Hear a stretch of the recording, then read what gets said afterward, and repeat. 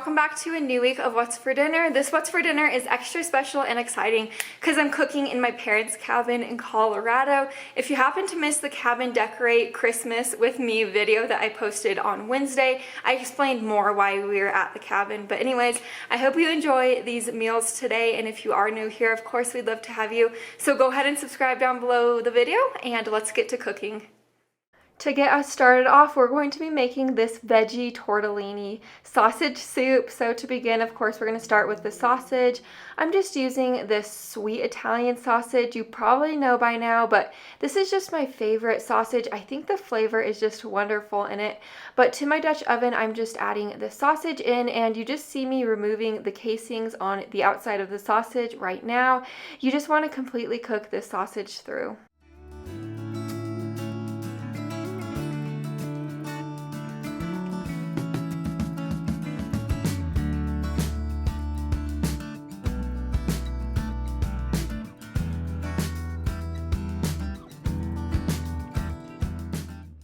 While we have our sausage cooking up on the stove, we're going to begin to chop up our veggies. So you just see me chopping up one yellow onion into smaller pieces along with 2 medium-sized carrots and 1 stalk of celery.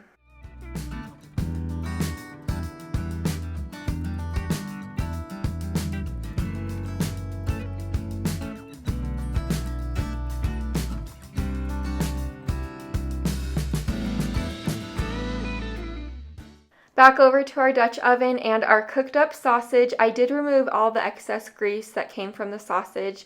I just added our veggies in there, and I'm going to cook these veggies up until that onion gets soft. It did take me about 5 to 7 minutes.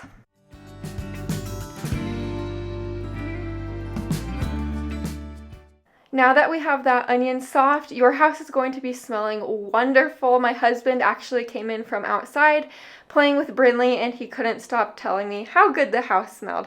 Anyways, I just added in our 1.5 teaspoons of Italian seasoning, 1 teaspoon of minced garlic, and a teaspoon of some salt, along with our 3 cups of some chicken broth.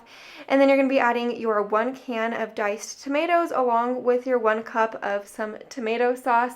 And you're going to stir this all together, and you're going to let this simmer on a low heat for about 15 minutes.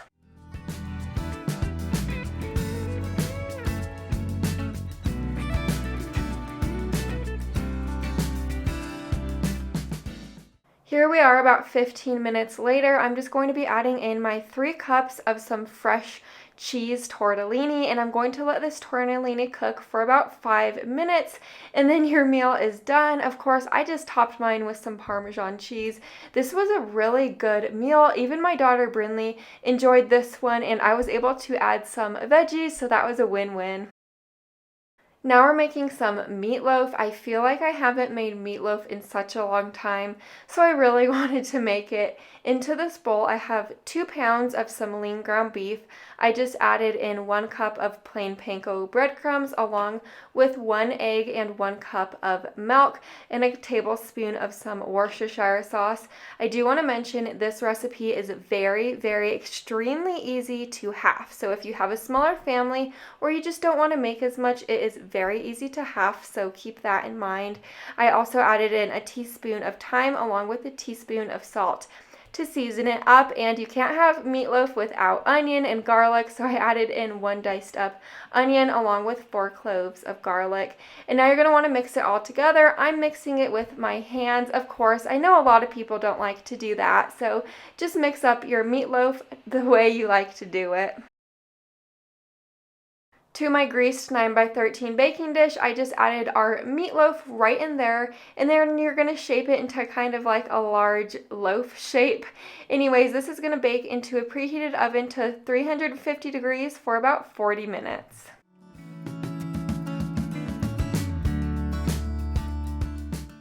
While we have that in the oven, we're going to go ahead and work on our topping that goes on the meatloaf. So to this bowl, I'm adding a 1/2 cup of ketchup along with a tablespoon of brown sugar and a tablespoon of mustard. You could use Dijon mustard, spicy brown mustard, anything like that. I just used my classic yellow mustard. I just whisked this all together.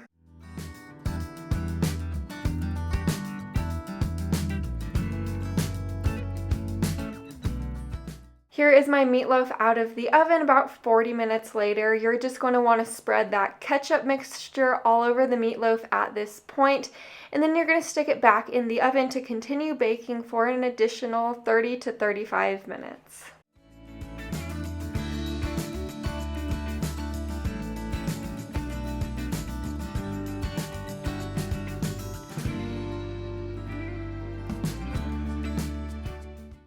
Here is my plate of food. I just served my meatloaf alongside of a side salad and some seasoned quick and easy rice. I really do love meatloaf, especially around the winter time. This one is for all of my meatless meal friends out there. We're making this Mexican rice casserole. So to begin, in my Dutch oven, I have a tablespoon of olive oil I let get hot, and then I added in 1 white onion that I diced into smaller pieces. You're also going to want to add in 1 diced up bell pepper. I didn't have a bell pepper on hand, so I opted out of that. You're going to let that onion get nice and translucent, and then I added in our 2 tablespoons of garlic, and you're going to stir that around and let that garlic get fragrant.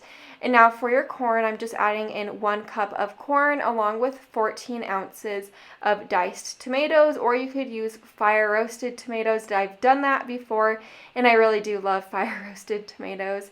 I just stirred that all together, and now you're going to add in 1 can of drained and rinsed black beans. Along with our 1 lime, you're also going to be adding in 8 ounces of your favorite type of enchilada sauce. I used this brand. For our seasonings, I'm just adding in 2 teaspoons of cumin, 1 teaspoon of chili powder, and 1/4 teaspoon of cayenne. If you don't want it spicy, do not add in your cayenne.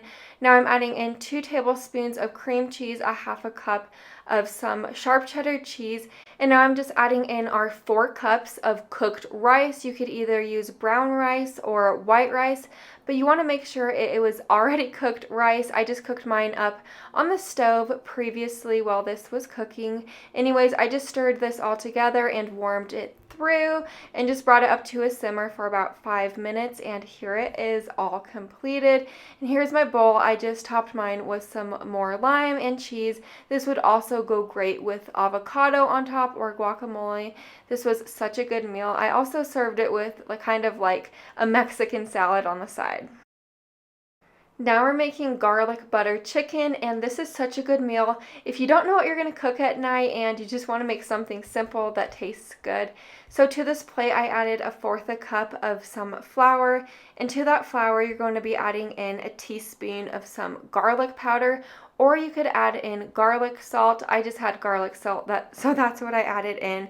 You're also going to add in 1/2 teaspoon of some black pepper, and then you're going to mix it together.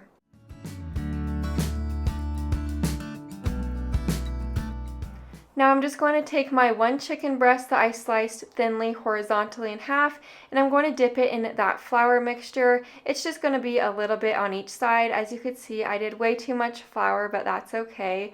So over to my saucepan, I have a tablespoon of olive oil and a tablespoon of butter I let get hot, and I'm going to cook this chicken for about 4 to 5 minutes on each side, or until it reaches the internal temperature of 165 degrees, and then I just removed it to a separate plate, and now we're going to work on the garlic butter sauce.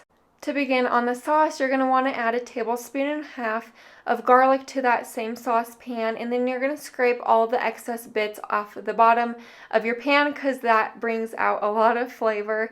And now I just added in our 1/2 cup of chicken broth, and I mixed everything to combine. And now you're going to want to add in 2 tablespoons of butter, and you're going to let that butter melt down. Of course, mix everything together at the same time. This recipe also calls for 1 tablespoon of parsley. Of course, I didn't have a tablespoon of fresh parsley, so to substitute that, I added in about 1/2 teaspoon of some Italian seasoning, and it turned out amazing. So I just mixed this all to combine for an additional minute, and now I'm just adding back in our chicken, and I'm going to warm this chicken through and coat the chicken in the sauce.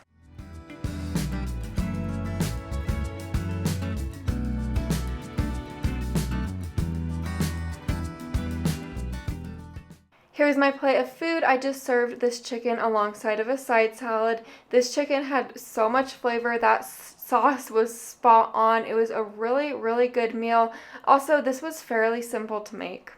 And that is a wrap of another week of What's for Dinner. I hope you guys all enjoyed it and of course got a lot of some meal inspiration. My life is going to go back to normal soon. I think we're moving back to Utah in the next few weeks, so I'll keep you guys updated on that. And as always, go ahead and subscribe down below the video for more of our family's adventures, and I will see you in the next one. Bye for now.